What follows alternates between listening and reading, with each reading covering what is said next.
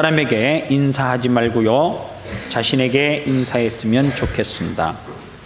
나는, 자기 이름을 불러봐요. 병보가, 너는 잘 될 거야. 무슨 말인지 알죠? 병보가, 너는 할 수 있어. 그렇게 자신에게 인사하는 겁니다. 시작. 병보가, 너는 잘 될 거야. 할 수 있어. 여러분들은 분명히 잘 될 겁니다. 그리고 할 수 있을 거예요. 그렇게 되시기를 주님의 이름으로 축복합니다. 오늘 성경 8절은 이렇게 시작합니다. 우리가 담대하여 원하는 바는 차라리 몸을 떠나 주와 함께 거하는 것이라. 이렇게 5장 8절 말씀에 기록되어져 있습니다. 이 말을 좀 더 쉽게 풀어서 이야기하면, 우리가 이 땅에 사는 이유가 뭐라는 거예요? 이 땅에 우리가 사는 이유는 소명이 있기 때문에 이 땅에 사는 거예요. 그래서 우리는 이 땅에 무엇을 두고 살면 안 되느냐? 소망을 두고 살면 안 되는 거예요. 이 땅에 우리가 사는 이유는 하나님께서 부르셨어요. 부를 소자, 목숨명자, 소명. 하나님께서 우리가 이 땅에 살아가는 이유가 뭐냐고 물으면, 하나님의 부르심의 소명을 감당하기 위해서 이 땅에 살고, 우리의 소망은 어디에 두고 살아야 되는 거예요? 천국에 두고 살아가야 돼요. 그래서 이사를 하는 집, 이사를 앞두고 있는 집이나 아니면 이민을 가기 위해서 짐을 싸는 곳, 그리고 오피스, 사무실이 이제 다른 곳으로 이전하기 위해서 옮기는 데를 보면 정말 세 단어로 표현하면 난장판이에요. 정신이 없어요. 왜요? 어디에다가 소망을 두고 있기 때문에. 새롭게 확장해서 이전하는 오피스에 무엇을 두고 있기 때문에요? 소망을 두고 있기 때문에. 왜 집이 난장판이에요? 내가 이민을 가기 위해서 캐나다든지 호주든지 미국이든지 어디에 목적지를 정했어요. 그러면 내가 지금 살고 있는 이곳에 무엇을 두고 있지 않아요? 소망을 두고 있지 않단 말이에요. 그래서 새롭게 내가 가야 할 곳, 새롭게 살아야 될 곳에 소망을 두고 있어요. 그래서 우리 그리스도인들은 어디에다가 소망을 두고 살아야 되느냐? 이 땅에다가 소망을 두고 살면 그 사람은 반드시 실패한 인생으로 끝나요. 이 땅에는 무엇을 위해서요?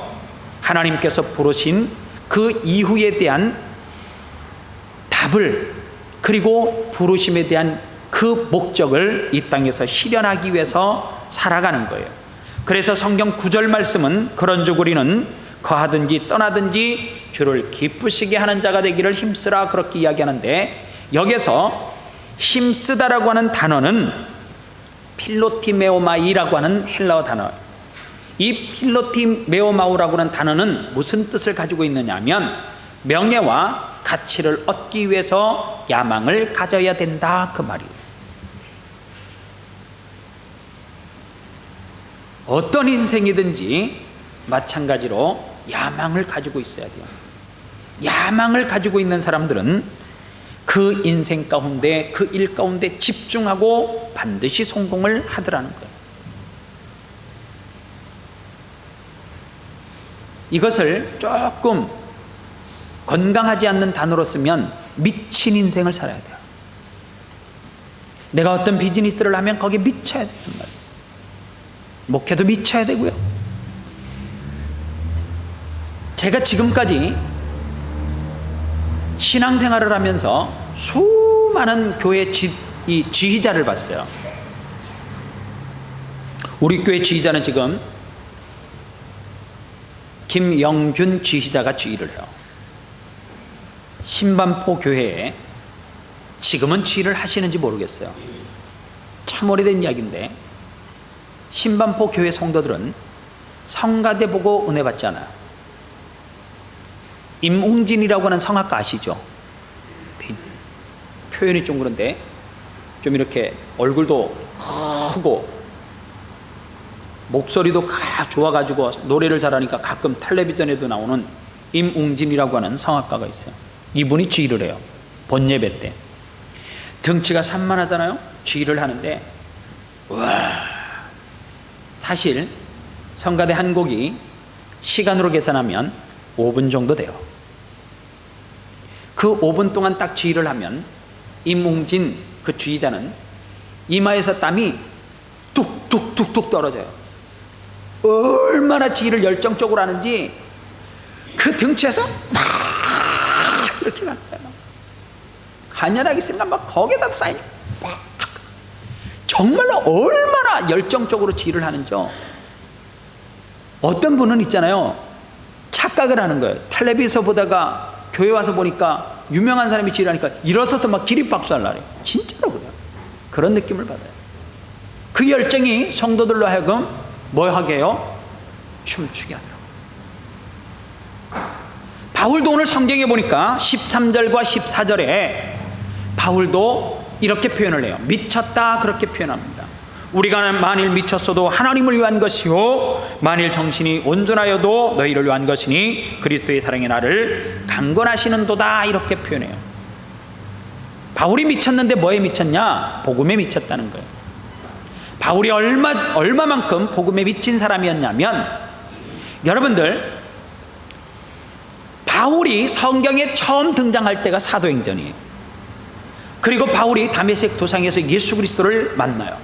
그리고 난 다음에 사도행전이 끝나면서 그 이후에 신약 성경 권을 보면, 여러 권들을 보면 대부분이 다 바울이 썼어요. 얼마나 복음에 미쳤냐면 바울이 본인이 스스로 나는 미쳤다 그런 표현을 쓰는데, 얼마나 미쳤냐면 복음을 전하다가 억울하게 감옥에 들어가요. 억울하게 감옥에 들어가면 대부분의 사람들은 이빨 갈아요. 뿌드득 갈면서 그 분하고 억울해가지고 참지를 못하는 거예요. 바울은요, 옥에 들어가서 성경을 무려 4권이나 썼어요. 그 4권의 내용은 교회들을 향해서 계속해서 어려움을 당하고 위기를 당하고 있는 성도들에게 위로하는 내용, 복음을 전하는 내용, 이단으로부터 견뎌야 된다, 지금 억울한 일을 당해도 너희들은 슬퍼할 필요가 없다, 그러면서 계속해서 복음을 전해요.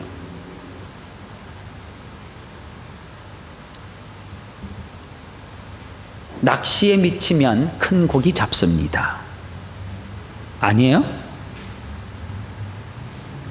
바둑에 미치면, 우리 교회도 바둑을 두시는 분들이 계시겠지만, 그 한 수를 놓기 위해서 때로는 30분간 40분간 장고의 시간을 봅니다. 그러고도 결정을 하지 못하면 타임을 걸고 잠시 그 자리를 떠났다가 또 곰곰이 생각을 합니다. 그 한 수를 두기 위해서.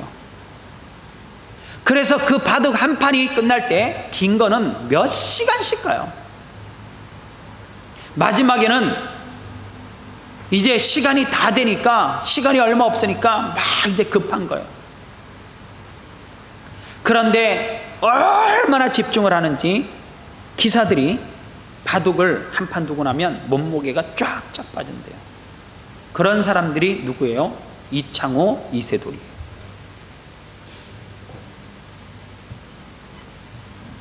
바울은 온전하게 완전히 미쳤는데 뭐에 미쳤어요? 복음에 미쳤어요. 여러분들은 무엇에 미쳐 사십니까? 지금 내가 미쳐 있는 것은 도대체 뭐예요? 자꾸만 미쳤다라니까 뉘앙스가 졸다가 들으면 우리 교회 사람들 다 정신 나가라 뭐 그런 얘기로 들을 수 있는데, 무엇에 미쳐 사세요? 무엇에 정신을 팔고 살고 있습니까? 사랑에 미친 분들 계세요? 제가 어제 청년회 설교하면서 그 얘기를 했어요. 연애를 하는데, 야 우리 데이트하자, 1시간만 하자, 그리고 시간 딱 돼서 태워다 주는 남자 만나면 인생 구겨진다 그랬어요. 맞잖아요? 그건 사랑이 아니에요. 사랑은 뭔 줄 아세요? 이게 사랑이에요. 자기야, 내가 집 앞까지 바래다 줄게. 그런데 들어가. 잠깐만. 들어가 잠깐만 조금만 더 있다. 그러다 보니까 그 시간이 2시간 지나야지. 그게 사랑이지. 나만 그런 사랑을 했는가? 전 그런 사랑을 했던 것 같아요. 그래서 제가 돌아보니까 제 연애 기간이 7년이에요. 7년을 수일같이 여겼어요. 성경적이지 않습니까? 그래서 제가 우리 교회 청년 하나에게 물어봤어요. 너는 몇 년 됐냐니까 7년 됐습니다. 권태기면 사랑이 식은 거죠. 창세기 20장 29장 20절에 보니까 야곱은 라헬을 얻기 위해서 7년을 수일같이 여겼는데, 성경을 좀 더 보시면 애삼촌 라반이 그의 장녀 큰딸이, 성경에는 이렇게 써져 있어요. 레아는 눈에 알력이 없다. 이 말은 쉽게 번역하면 이 말이에요. 큰딸의 눈은 흐리멍텅하고, 조금 나쁜 표현으로 쓰면 썩은 동태 눈하고 비슷하다, 그 말이에요. 여러분들 그거 아십니까? 남자들이 여인들의 눈을 보고 반하는 사람이 의외로 많은 거요. 그래서 가끔가다 어떤 사람은 이렇게 표현을 해요. 우리 애인은 눈이 호수 같다고. 그게 무슨 호수예요, 눈이. 그런 호수 같으면 뭐 발을 담글 수 있겠어, 뭐가 있겠어. 그건 호수 아니야. 그런데 자기에게는 눈이 호수처럼 보여. 어떤 사람은 또 우리 애인의 눈은 깊대. 뭐 눈이 깊기는 눈알 툭 튀어나와 있죠. 본인에게 그랬군요. 그런데 아버지가 생각하니까 도저히 시집 못 보낼 것 같아요. 첫날 밤에 보냈어요. 야곱이 대단한 사람, 집념이 강한 사람, 몰두하고 집중하는 능력이 강한 사람이 야곱이에요. 그런 사람 하나님이 쓰더란 말이에요. 그러면 에이, 둘 다 포기해요, 버려요, 이렇게 하면 되는데, 그 다음에 또 7년을 야곱은 죽기 살기로 라헬을 얻기 위해서 일이래요. 라헬을 몇 년 만에 얻었어요? 14년. 여자 하나 얻으려면 그 정도 좋은 여자를 얻기 위해서 14년은 투자하시기 바랍니다. 속으로 그럴 거예요. 목사님이나 많이 하세요, 그럴 거예요. 저는 후회합니다, 뭐 이런 사람들이 있을 거예요. 저는 21세기 앞으로 세계를 대한민국 사람이 지배해야 된다고 생각하고 지배할 수 있다고 확신해요. 왜냐하면 한국 사람들은 특징 하나가 뭐냐면 잘 미쳐요. 미친다는 말 너무 많이 쓰는 것 같아요. 성경에 나와 있으니까 용서하세요. 너무 잘 미쳐요. 뭐에 잘 미치냐? 누가 하나 백을 들잖아요. 다 들어.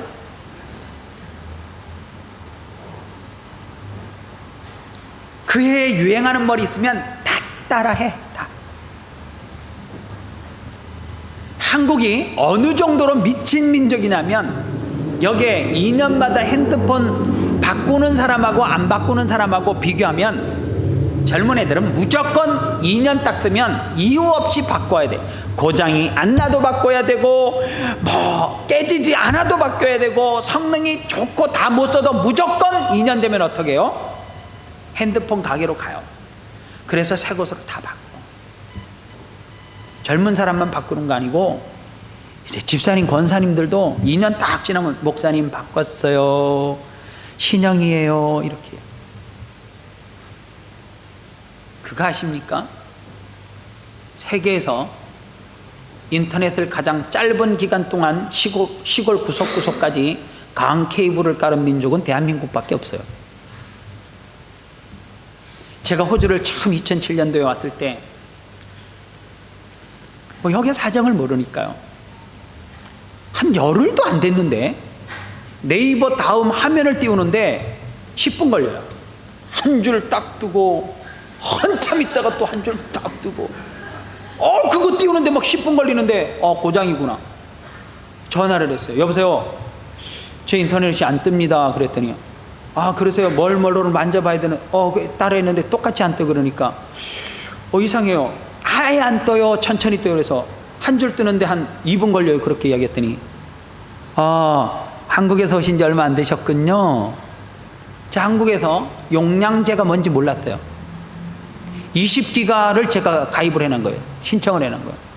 20기가 다 쓰셔서 20일 후에 다시 인터넷이 재가동된대요. 정말 신기하기도 하고, 한국에서는 밤새도록 영화 틀어놓고 뭘 틀어놔도 그 다음날 되면 또 나오고 그 다음날 되면 또 나오고 빠르고, 외국 애들이요, 한국에 여행 오면 가장 좋은 게 아무데나 시골 가서도 딱 키면 다 잡힌대. 그리고 시골에서도 인터넷이 딱 하면 짠 영화 다운받는데 1분 좀 넘으면 한 편. 이야, 전에는 다운 자체가 안 돼요. 영화 한 편 다운받으려면 16시간 30분 진행 중이래요. 그 다음날 가면 또 다시 늘어나 24시간 몇 분이에요.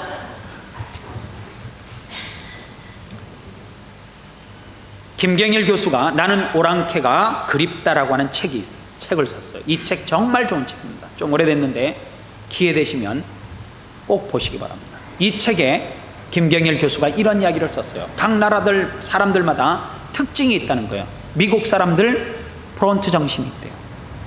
무조건 그 사람들은 안 가본 데 가보려고 하고 안 해본 거 해보려고 한다는 거예요.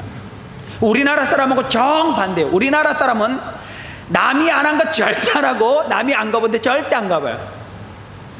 개척 정신이 없는 거죠. 어느 자리에 갔어요, 네가 먼저 가. 그리고 뒤에 따라가는 거 좋아하잖아요. 우리의 역사를 봐도 삼면이 바다로 둘러싸여 있는데 우리 역사에 보면 우리 조상들이 멀리 나간 기록이 없어요. 타이완 갔다라고 하는 기록이 없어.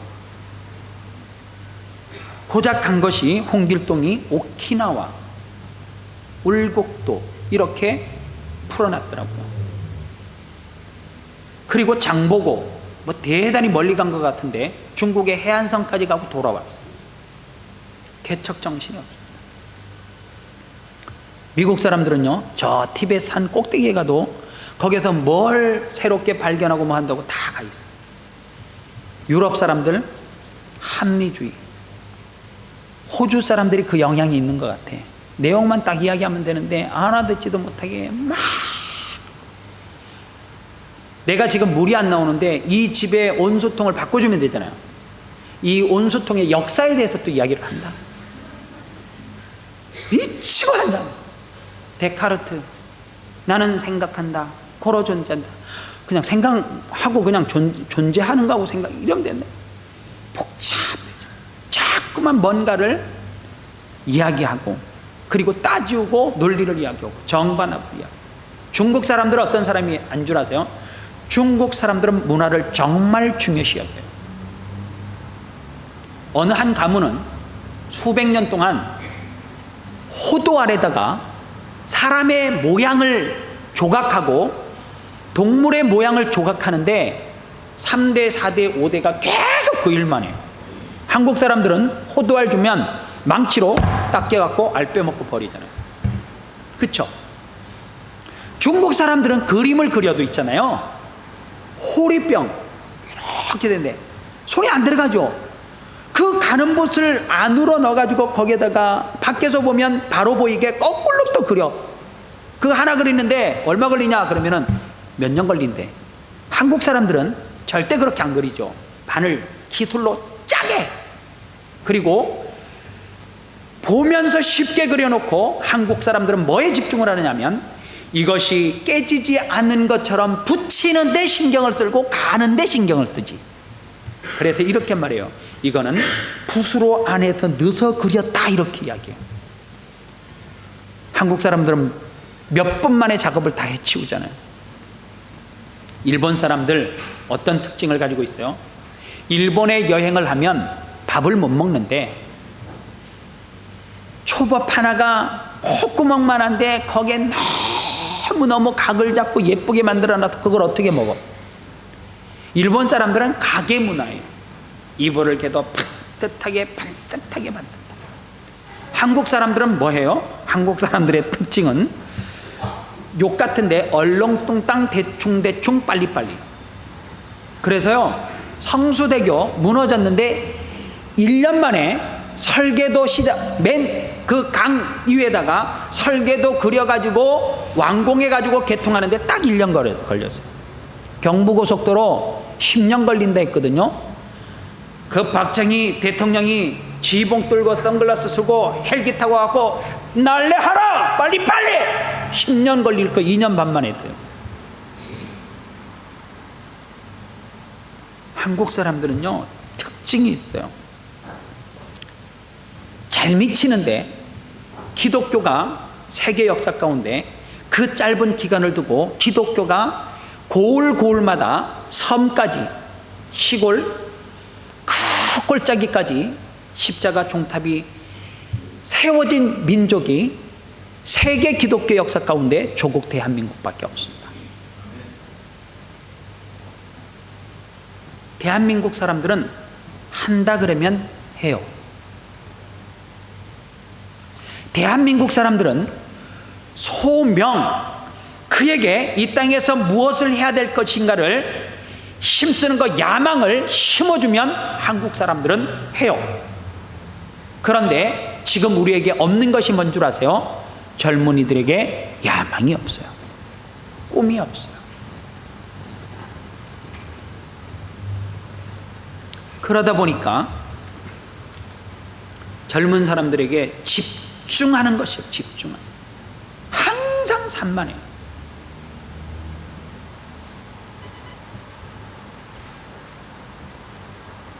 그런 의미에서 보면 바울이 가졌던 기질과 우리 조국 대한민국 사람들의 기질이 너무 비슷해요. 미치는 거 잘하지요. 그 다음에 팍 치고 나가는 추진력 있죠. 그런데 바울은 그 열심을 어디에다 썼느냐? 바울은 복음을 전하는 데 미쳐서 썼단 말이에요.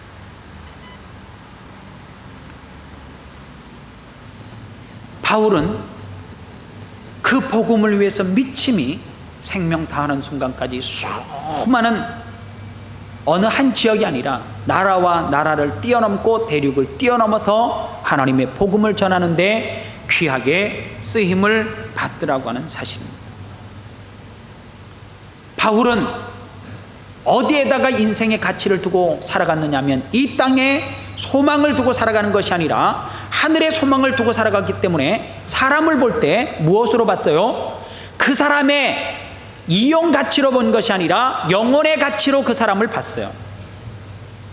오늘 우리가 바울과 다른 삶의 목적과 방향으로 살아가는 것이 뭐냐면 우리는 자꾸만 살아가면서 뭐의 가치를 두고 살아가요? 물건의 가치를 두고 살아가요.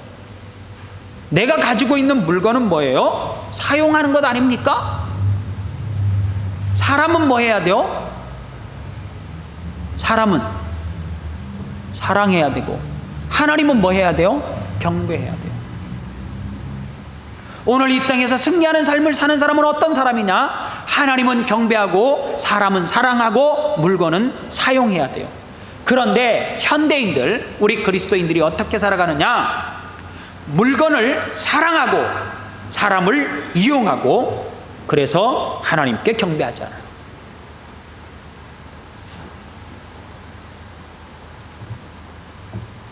이게 명품이라고 쳐요. 명품. 물건이죠. 물건 아니에요? 물건이죠. 이거는 사용하는 거지. 이 물건은 사랑하면 안 돼요. 왜 안 되느냐? 이 물건을 사랑하는 순간 사람을 이용하게 돼요. 이 물건을 사랑하는 순간 하나님 앞에 경배하지 않아요.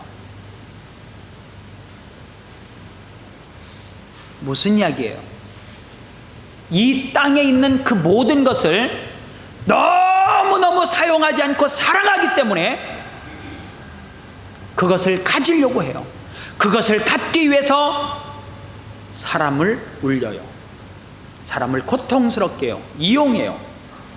그리고 그 물건을 사랑하고 갖기 위해서 하나님 앞에 경배하지 않아요.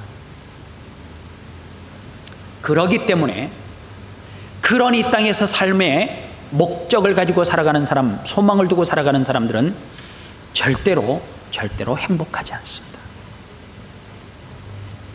절대로 행복하지 않아요. 물건을 많이 가지고 있으면 행복할 것 같지만 절대로 행복하지 않아요. 언제 사람이 행복해지는 줄 아십니까? 사람을 사랑할 때 정말 행복해지는 거예요. 그래서요, 남녀 간의 사랑을 하면 얼굴이 확 펴. 진짜예요. 사람을 사랑하는 사람들을 보면, 그 직업을 가지고 있는 사람들을 보면 너무너무 얼굴이 밝아요. 하나님 앞에 경배하는 사람들은 기쁨이 충만해요. 그러나 끊임없이 물건의 욕심을 가지고 있는 사람들은 어때요? 행복하지 않습니다. 늘 불행한 거예요. 오늘 그렇기 때문에 저와 여러분들은 어떻게 살아가야 되느냐? 하나님 앞에 경배하는 삶을 살아야 돼요. 사람을 사랑하셔야 돼요. 그래서 원수 맺으면 안 돼요. 이 물건을 갖기 위해서 사람을 희생시키면 반드시 불행한 삶을 살게 돼요. 그때는 어떻게 해야 돼요?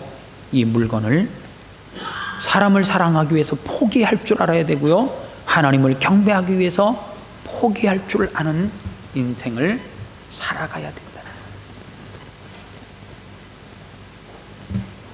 사도 바울이 왜 복음을 전하면서 승리한 인생을 살았느냐?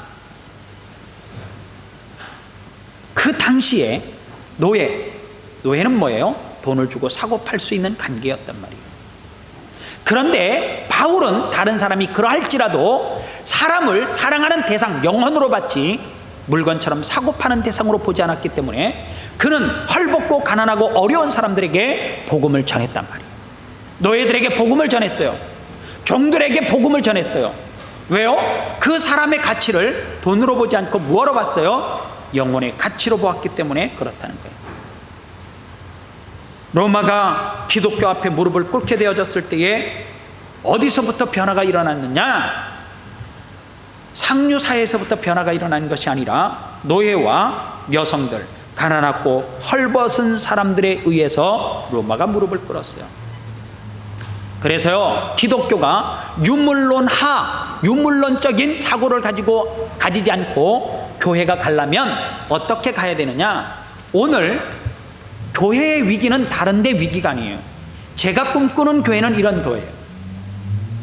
우리 교회가 시드니에서 정말 부흥이 많이 돼가지고 어쩔 수 없이 교회를 새롭게 지어야 된다라고 생각이 들면, 저는 시드니에서 가장 좋은 유치원을 영아부 예배실로 그대로 지어서 옮겨놓을 거예요.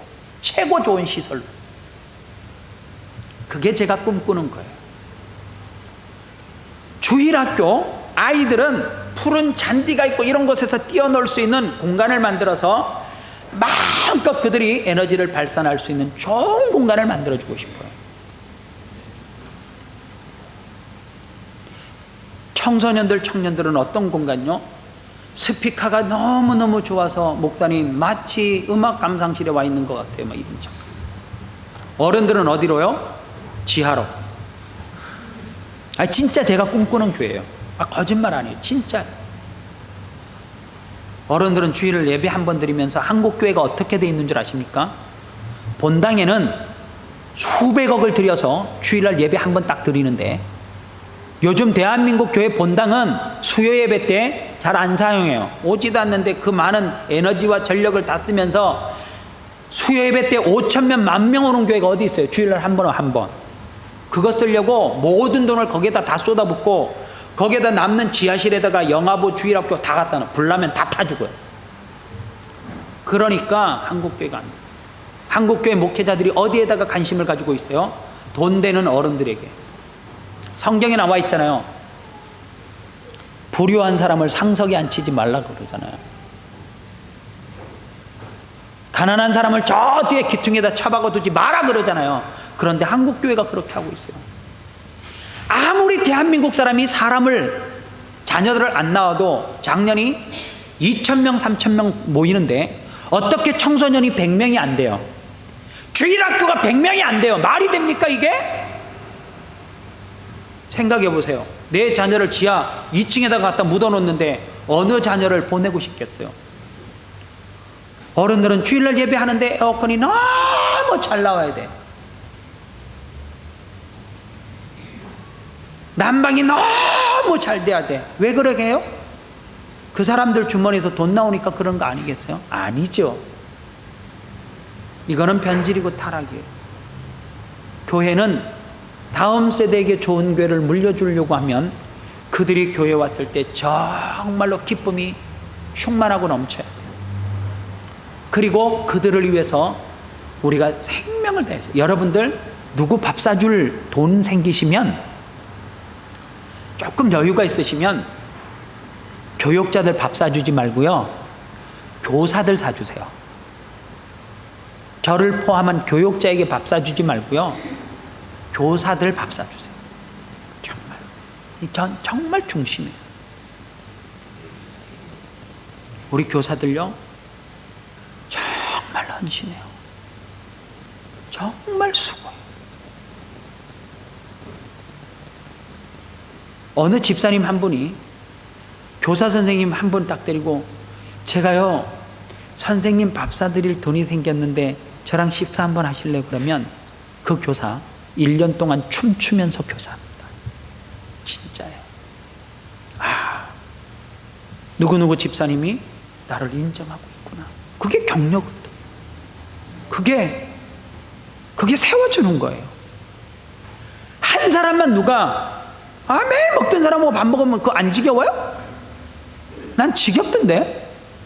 매일 밥 먹는 사람이 밥 먹자면 이런데, 새로운 사람에게 조용히 가서, 선생님, 제가 선생님에게 밥 사주고 싶은 마음이 막 꿀떡처럼 일어서 이번 주 시간 내셔야 되겠어. 그러면요, 그 교사 있잖아요, 울면서 눈물로 교사해요. 그게 뭐예요? 교회가 건강해지는 비결이에요. 누구든지 그리스도 안에 있으면 새로운 피조물이라, 이전 것은 지나갔다 보라 새 것이 되었다. 어떠한 사람이든지 예수 그리스도가 그 속에 들어가면, 그 사람을 영혼으로 보면 그 사람은 새로운 피조물로 바뀌어요. 그래서 우리에게 바울과 같은 뭐가 있어야 되느냐면, 사람을 무엇으로 봐야 돼요? 영혼의 개념을 가지고 봐야 돼요. 그래서 그 사람에게 복음의 씨앗을 바울처럼 뿌리면 놀라운 기적의 역사가 일어나요. 한국의 교회 역사를 봐도 평양의 대부흥운동이 일어났다 그렇게 이야기하잖아요. 평양이 어떤 지역입니까? 평양은 여러분들 옛말에 평양감사 이런 말 있잖아요. 너무 거기에 센 사람들이 많아서 평양감사는 거의 최고 센 사람을 거다 갖다 보냈다는 거예요. 평양이 복음이 잘 들어가지 않는 지역, 그래서 그 평양에 복음이 들어가지 않으니까 안 될 거야. 그러니까 하나님은 그곳서부터 놀라운 기적을 베풀었어요. 그곳에서 회개운동을 일으켰어요. 평양에 살고 있는 그 사람들은, 서북 사람들은 너무 거칠고 악랄해서 중요한 정부 요직에도 세워주지 않을 정도로 그런 사람들이에요. 경상북도가 참 복음이 안 들어가는 지역이에요. 경상북도 가운데 정말로 우리가 들으면 깜짝 놀랄 만한 복음이 대한민국 전체 평균보다 한참 위에서 노는 지역이 있어요. 의성, 칠곡, 예천. 예천에 상락이라고 하는 지역이 있어요. 혹시 상락 아시는 분 계세요? 그 상락이라고 하는 지역에, 그 시골 마을에 100년이 넘은 전통이 있는 교회가 있어요. 그 이야기는 뭐냐? 그 시골에 100년이 넘은 교회가 있다고 하는 것은 선교사들이 들어와서 그 지역의 복음의 씨앗을 뿌리고 교회를 세우지 않으면 그 정도 역사가 있을 수가 없어요. 그 복음이 잘 들어가지 않는 경상도 지역에 예천 상락이라고 하는 지역에 100년이 넘는 교회가, 상락교회가 있는데, 그 지역은 전체가 다 예수를 믿는 지역이에요. 하나님은 어떤 곳? 경상북도 의성, 군위, 칠곡, 예천, 산간마을이고 가난한 지역이에요. 하나님의 복음은 부한 사람, 도시 사람이 아니라 가난하고 헐벗고 우리 주변에 아파하고 고통하는 사람, 힘들어하는 사람들에게 복음을 전할 때 더 잘 들어가는 거예요. 이 사람은 도저히 예수 안 믿을 것 같아요. 그런데 그 사람에게 찾아가서 복음을 전해보세요. 그런데 그 사람에게 복음이 들어가고 변화가 되더라는 거예요. 말씀을 정리하겠습니다. 제가 어제 청년부 예배를 특별 강사로 설교를 했어요. 왜 우리에게는 이단과 같은 열정이 없을까? 왜 우리에게는 바울과 같은 열정이 없지? 그러면서 제가 청년들에게 예수님은 신랑이고 우리는 신부다. 신부는 반드시 신랑의 마음에 쏙 들어야 된다. 그래서 결혼식에 신부는 가장 빛이 나야 된다. 웨딩드레스를 입는 이유도 3시간, 4시간씩 그날 아침에 화장을 하고 그 몇 달 전서부터 피부 마사지를 하는 이유가 뭐냐? 그날 최고로 빛나려고. 제가 물어볼게요. 다락방이 뭐가 이단이에요? 아세요? 구원파가 뭐가 이단이에요? 내용 아세요?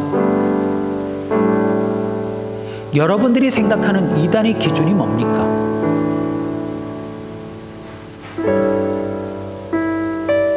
여러분들이 생각하는 이단의 기준이 뭐예요? 어느 교단에서 목사들이 이단입니다 이러니까 이단이에요? 내용도 모르고. 그리고 내가 스스로 생각하는 이단은 뭐예요? 매일 밤 나와서 기도하는 사람들, 거리에 나가서 전도 열심히 하는 사람들, 예배 시간에 갑자기 조용히 기도하고 있는데 샬라라칼랄랄랄랄랄랄 이러면서 방언으로 기도하는 사람요? 나는 당신이 방언하는 내용을 통변할 수 있습니다. 제가 통변해 드릴까요? 통변하면 이단이에요? 혹시 우리가 이단은 아닙니까? 전도를 해요.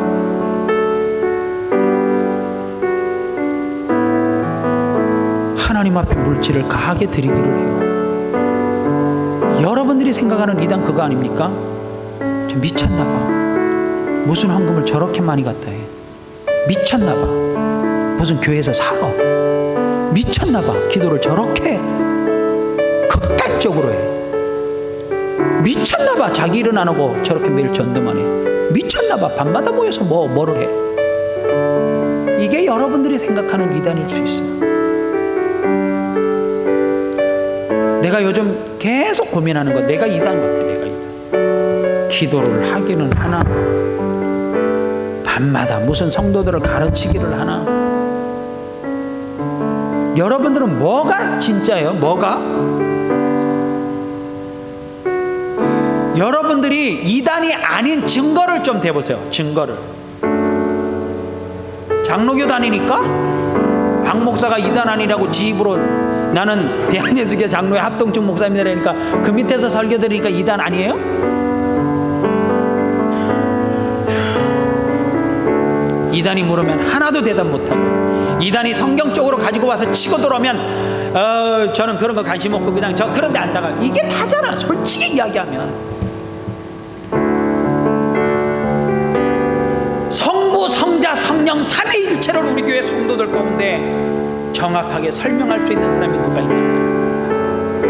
이단이 성부, 성자, 성령을 장로교에서 해석하고 장로교에서 성부, 성자, 성령론을 이야기하는 거 조금 틀리게 해석을 했다 그래서 누가 이단이라 그러면 그들은 다 지옥 갈 사람으로 생각하지만 나는 그렇게 생각하지는 않아요. 미안하지만 이 설교가 방송에 나가니까 제가 이단과 같은 설교일 수도 있어요. 제가 그런 관점에서 이야기하는 거 아니에요. 여러분들은 성부, 성자, 성령을 다 아냔 말이에요. 그분들이 하시는 사역을 다 알아요? 하나도 모르잖아요. 그런데 단지 장로교에서 신앙생활 했다는 이유만으로 나는 이단에서 벗어나요? 그러면 말씀이 하라는 거를 안 하는 거는 이단이 아니냐.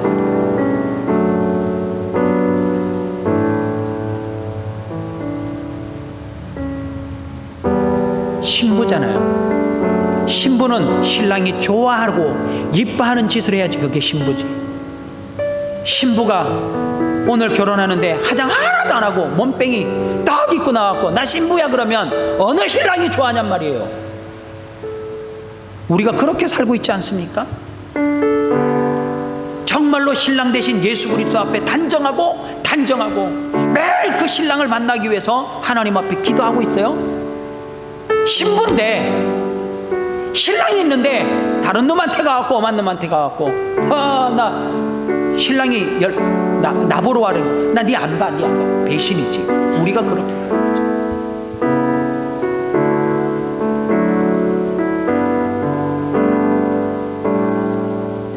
우리가 가짜일 수 있어요. 우리가 예수 잘못 믿고 있을 수도 있어요. 우리가 수렁터릴 수 있어요. 주님이 재림하실 때 정말로 우리는 성경 하나 알지도 못하는 거 남이 그렇다니까 끄떡끄떡 한다고 야 너 착하고 충성된 종이라고 나는 하나님이 그러지는 않을 것 같아요. 너 지도자를 잘못 만났구나. 너 그것이 진리인 줄 알고 그렇게 충성했구나. 하나님이 그거 이해 안 하실 것 같아요. 아주 잘못된 거 아니면 우리도 알지 못하는 거. 요 앞에 다락방 교회 있어요. 다락방 교회. 다락방이 시드니에 어마어마한 교회 짓는데요. 우리 교회 짓자 그래봐. 우리 교회 건축합니다 그러면 여기에 있는 사람 3분의 1 또 다 떠날 거야. 아이고 저 인간 헌금하라고 또 우리를 쪼으네. 그게 이단이에요? 아니면 교회 짓는 게 이단이에요? 우리 정말 냉철하게 돌아보세요. 그렇다 해서 방병복 목사가 신학이 이단에 대한 주장이 바뀌는 거 절대 아닙니다. 제가 지금 설교하는 거 무슨 뉘앙스와 어떤 의미에서 설교하고 있는 거 다 이해하시죠? 정신 바짝 차리시고 바울처럼 사람 영혼에게 미치지 않으면 죽어가는 영혼이 있는데 예수 믿지 않는 내 자녀 내 형제가 있고 이웃이 있는데 그들에게 미치지 않으면 우리는 가짜예요. 우리는 확실한 가짜고 구원에 확신이 없고 예수 그리스도를 믿는다라고 하면서 가짜로 믿는 거예요. 예수님께서 이 땅에 오실 때에 퀴즈를 하면 다 날아가고 내가 언제 예수를 알았냐고 예수를 부인하고 떠나갈 사람들이에요. 끝까지 하나님 앞에 마지막 순간에 하나님 나 정말 그것이 진리인 줄 알고 하나님의 성전을 짓는데도 전도하는 일에도 정말 내 목숨 걸고 있습니다.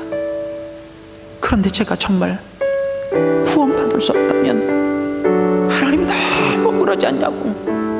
나 하나님을 만나기 위해서 방언 달라고 기도했고 통변 달라고 기도했고 가지가지 은사 달라고 기도해서 그 은사가 하나님이 주신 것인 줄 알고 난 목숨 걸고 예수 믿었는데 내가 지도자 잘못 만나서 성부를 조금 잘못 해석하는 것 때문에 내가 지옥 간다라고 하면 하나님 억울하지 않아요? 그들은 할 말은 있을 것 같아. 우리는 성부가 누군지도 모르고 성자가 누군지도 몰라요. 지금이라도 설명할 수 있는 사람이 있으면 저한테 한번 해보세요. 그거를 다락방이 뭐가 이단인지 설명할 수 있으면 저한테 해보세요. 구원파가 뭐가 신학적으로 이단인지 구체적으로 틀리지 않고 설명할 수 있으면 설명해보세요. 큰 믿음 교회가 한 해는 이단이라고 한기총에서 이야기하고 그 다음에는 또 이단 대책 연구하는 사람들이 이단 아니라 그러고 그럼 뭐가 진실인지 여러분들은 알고나 그래요? 말해봐요 저한테. 우리는 뭐가 진짜냔 말이에요. 그래서 우리 하나님 앞에 정신 바짝 차려야 돼요. 안 믿는 사람 내 부모 형제 목숨 걸고 존대해야 돼요. 그것이 사명이면 제발 물건을 너무너무 사랑하지 마세요. 사람을 사랑해야 돼요. 내가 가지고 있는 그 물건을 희생하면서까지 사람을 사랑해야 돼요. 하나님 앞에 경배해야 돼요. 물건 때문에 하나님 앞에 경배하는 거 까먹고 잊고 안 하고 미루고 그거 다 하나님 앞에 범죄예요. 이 시간 하나님 앞에 머리 숙이겠습니다. 하나님, 내가 정말 가짜일 수 있습니다. 고백하시고 회개하셔야 돼요. 제가요 지난 주서부터 영화부실에서 이제 밤마다 나와서 하나님 앞에 기도해요. 내가 집에 있으면 뭐 하는 줄 아세요? 저녁 먹고 아이하고 놀고 TV 틀었다가 한국 프로야구 상황 어떻게 됐나 보고 10시쯤 성경 말씀 보고 새벽 예배 준비하고 그게 나예요. 여러분들은 퇴근하고 집에 들어오셔서 저녁 먹으시고 목욕제기 하시고 거룩하다 하나님의 말씀을 묵상하다가 잠자는 분 계시면, 그런 분이 계시면 정말로 그분은 하나님 앞에 축복받을 사람이고 모든 사람의 모델이 돼야 될 사람이죠. 그런 사람 계십니까? 아무것도 안 하잖아요. 아무것도 안 하잖아요. 그런데 기도 안 해요. 그런데 모여서 기도하는 사람을 우리는 이유도 없이 쟤네들 이단 아닌가 잘못된 거 아닌가 해요. 그것도 회개해야 돼요. 하나님, 바울처럼 내가 살게 하여 달라고 기도하십시오. 세상의 물건에 미치지 말고 하나님 앞에 미치게 해달라고 기도하십시오. 다 같이 2분만 묵상으로 기도하겠습니다. 하나님,